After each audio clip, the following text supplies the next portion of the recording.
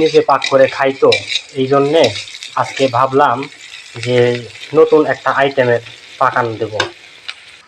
সাথে নিয়েছি মাছ ভাজিয়া, এখানে নিয়েছি তরুই আর হলো আলু। এই যে এরকম এরকম করে কাইটা নিয়েছি আলুগুলা।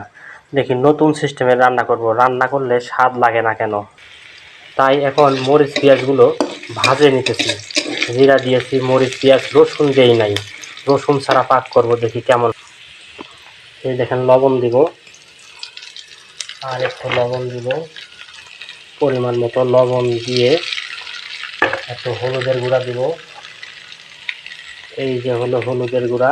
এক কথায় নতুন আইটেমের পাক পাকাবো আজকে, যেগুলো আসলে স্বাদ লাগে না কেন সেটাই দেখার জন্য।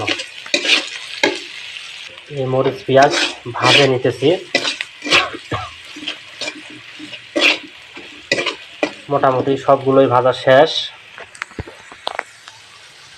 এখন এই ভাজা মরিচ পেঁয়াজের ভিতর ছেড়ে দেব আমাদের ধন্দল আলু, এই যে দিয়ে দিয়েছি। এখন এগুলো একটু নাড়া দেবো পরিমাণ মতন। দেখেন নাড়ানাড়ি করার পরে রংটাই ভিন্ন। এটাকে বলে গ্রামের রান্না, একবারে গ্রামের স্বাদযুক্ত রান্না।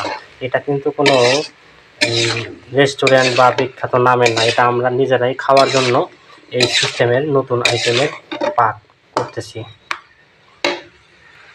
চলতে থাক ততক্ষণে। এই যে নাড়ানাড়ি করা শেষ, এখন এটাকে ঢাকে দেব। ঢাকনা দিয়ে ঢাকে দিলাম। আসলে বড় ঢাকনা দিলে অনেক সময় গ্যাস বের হয়ে যায়, সিদ্ধ দেরিতে হয়, তাই ছোট ঢাকনাটা দিয়ে দিছি, তাড়াতাড়ি যেন সিদ্ধ হয়।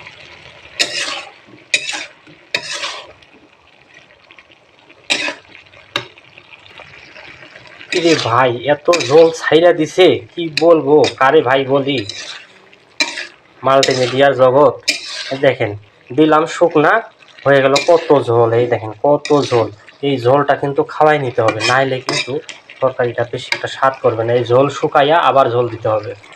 চিন্তা করলাম ঝোলটা একটু বেশি, তাই ঝোলটা নিয়ে আলাদা করে রাইখা দেই, এটা পরে দেব, কারণ আগে কষাইতে হবে। তরকারিতে ঝোল দিয়ে দিছি, এখন এই যে মাছগুলো দিয়ে দেব।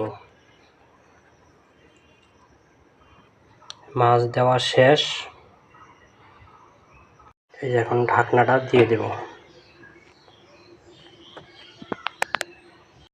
এই দেখেন তরকারিটা কেমন হলো জানাবেন। এই যে সেই সুন্দর, বাকিটা খাওয়ার পর দেখাবো।